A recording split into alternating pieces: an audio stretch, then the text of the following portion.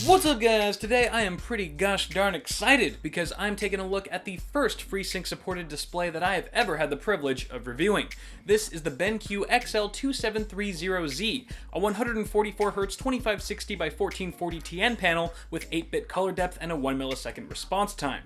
The specs on this display make it a direct competitor to the G-Sync ready Asus ROG Swift, but retails for about $135 cheaper, which is great news for AMD graphics users.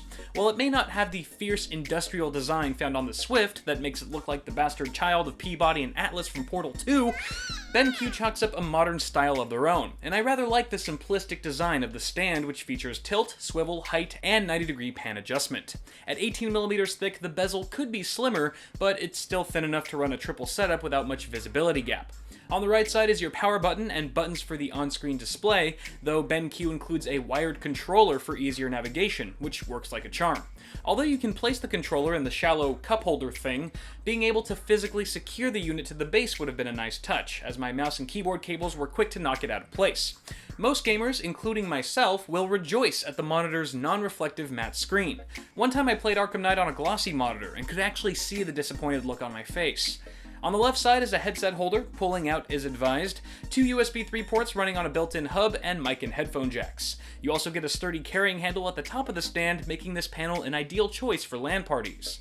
On the underbelly of the display is an upstream port for your USB hub, and a plethora of video inputs including D-Sub, DisplayPort, which is what you'll need to take advantage of FreeSync, 2 HDMI ports, one of which is 2.0, and dual-link DVI. There's also a mini USB port for connecting that OSD controller, a microphone pass-through if you won't be having your audio signal carried via HDMI or DisplayPort, and a quick release button for removing your panel if you wish to toss the stand aside and use the built-in vase mount for wall mounting or another stand of your choice.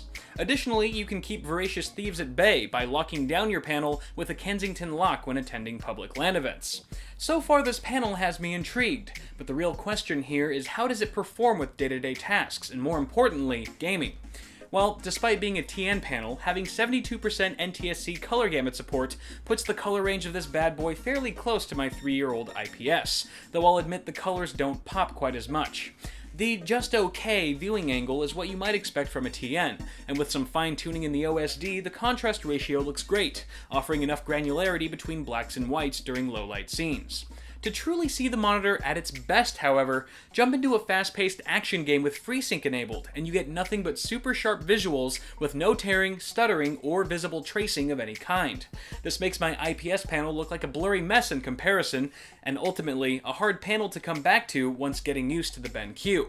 The monitor supports a generous refresh rate window from 40 to 144 Hz, meaning you'll maintain that crispy smooth gameplay as long as your frame rate stays within that range.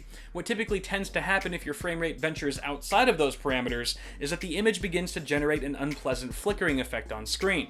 AMD combats this issue by giving users the option to enable or disable VSync while FreeSync is active, with each option bearing its own symptoms. Enabling VSync opens the door for some potential lag, while disabling VSync introduces some screen tearing. Now, just because I didn't run into either of these issues during my testing doesn't mean you won't, so my advice if you're experiencing these problems frequently is to adjust your in-game quality settings so that you rarely ever dip below 40 FPS. Now, if you can manage that, the variable refresh rate on this panel delivers ultra-fast performance that really breathes new life into your games, especially when it comes to those adrenaline-pumping first-person shooters.